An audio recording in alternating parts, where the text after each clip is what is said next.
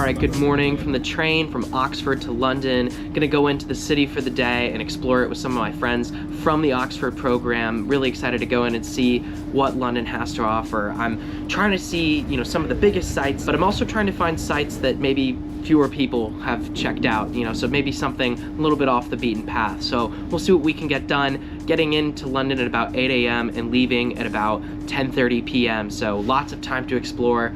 Let's see what happens.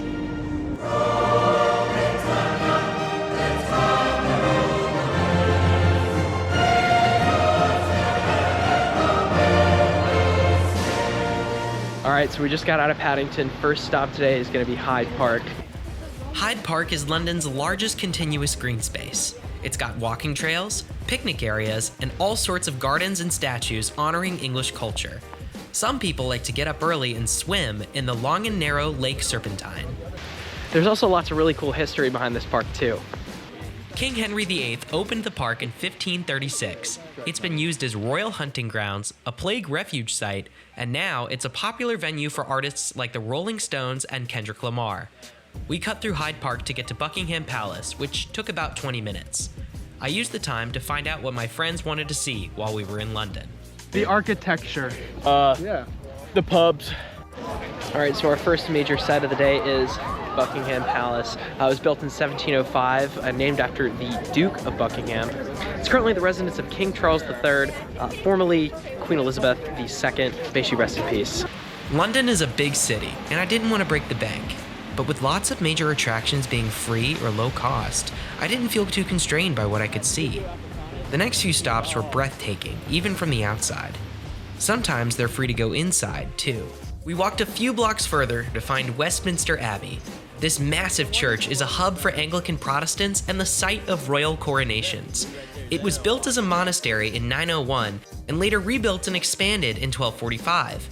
You can admire it from the outside for free, and if you want to go to church on a Sunday service, you can go in for free as well. But if you want to go during the week or just to go and check it out during some time of the day, it will cost you between 20 and 30 pounds a person. Some spots in London just radiate Britishness. Like, check this out. See? Big Ben, aka Elizabeth Tower, is part of the Houses of Parliament, the UK's national legislative body. When Parliament is in session, you can enter for free and watch debates in the House of Commons or the House of Lords. From here, we took the tube, which cost between £2 and £5 a ride, to check out more iconic sites.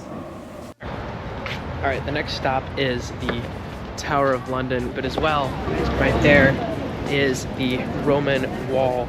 It's been there since, I think, AD 92. Absolutely fascinating. It was abandoned in the 400s before King Alfred, I believe, took it back over in the 800s. The Tower of London has plenty to see on the outside. With lots of helpful signs and an up-close look at the infamous Traitor's Gate, you can learn a lot about this tower, which since opening in 1066 has been a palace, a prison, and a military fortress. Taking a look at the outside, this bad boy is free, but going inside and getting a tour with one of the beefeaters, which are these British soldiers who have been trained specially to give tours of this fantastic tower, is going to set you back between 50 and 60 pounds. All right, so the next kind of major site that we're seeing today is the Tower Bridge. So often confused with the London Bridge. The London Bridge actually fell down, as the famous song says, and it was put back together and shipped to Arizona. So if you want to see the London Bridge, you've got to go to Arizona to check that out. You might have noticed that a lot of the things I've done today include just going and staring at things, but there's so much to go and see here in London that it's honestly worth it to just spend an entire day walking around and looking at stuff. Fun film fact, this is where Spider-Man and his friends were stopped on their bus. Spider-Man had to fight Mysterio. A big final fight. Right up there. That's cool. So we were just looking around a little bit for a place to get some lunch and stumbled upon this really cool spot, the Hayes Market. It's covered over in glass, so we're not hit by the rain today. And we found this really cool cafe, the Cafe Piazza. So really excited to try that. It's a little brunch type spot. All right, so this is St. Paul's Cathedral, and while the church that you see here was originally built in the 17th century, there have been churches on this land dating back to AD 604, so that's pretty incredible. And this is a similar deal with Westminster Abbey, where if you want to go in and catch a church service, you can do that for free, but on days like this, it's going to set you back between 22 and 25 pounds. But if you're not feeling paying for the inside, you can come to the back of the building and visit the gardens for free, and they're pretty nice. After a few hours of monuments, Adam led the charge to find a local pub. We stumbled on Ye Olde Watling, which had a lot more history behind it than we thought. This pub right here was founded in 1608, burned down twice, and has been in the same hands, the same family's hands, since 1876. So lots of fascinating history at pretty much any old tavern you'll come across in London. A great way to see London is by taking one of the double-decker buses, and so they'll run you anywhere between £2 and £5 depending on how far through the city you're headed, but a really inexpensive, fun way to get around while also knocking off one of those classic London activities. The bus took us across town to an attraction rich in history but less visited, the Imperial War Museum. So there are actually lots of museums in London that are free admission or admission with an optional donation. Let's go in and see.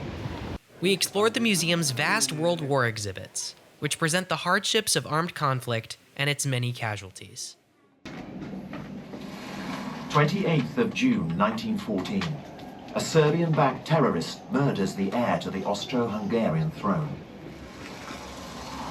1 month later, Austria-Hungary, with German encouragement, declares war on Serbia. Other powers intervene, taking sides against each other. Russia decides to stand up for the Serbs. Germany backs its only reliable ally, Austria-Hungary. These powers are willing to risk war to defend or extend their own national interests.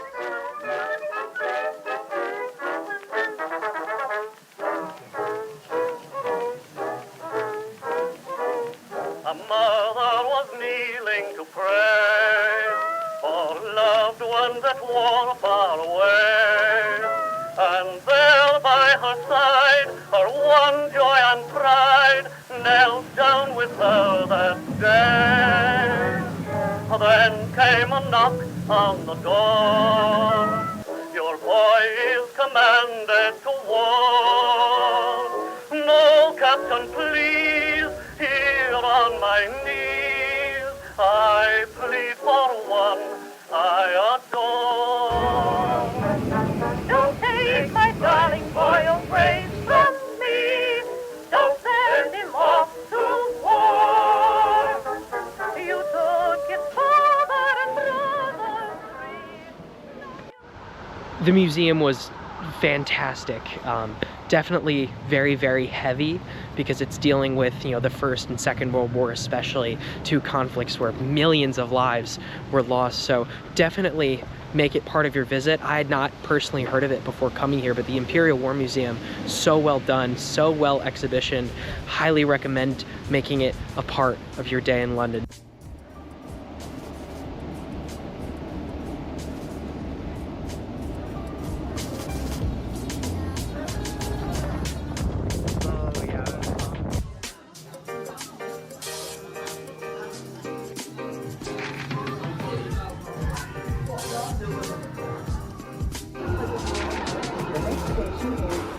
Just made it to Paddington. The time is just after 10:30 p.m. and what a day it has been. All these really amazing sights we've gotten to see, from Buckingham Palace all the way to the Tower of London and beyond, particularly the War Museum, which was free but also super impactful, and honestly the best part of my day today. It just goes to show that you can do a lot of really great planning, but ultimately some of the greatest things you find in a trip are the things that you didn't plan. And that's really what I found today, and it didn't end up breaking my bank too much. So I'm really excited to see where the rest of my journey this summer will take me. But for now, thank you so much for watching again, and see you in the next one.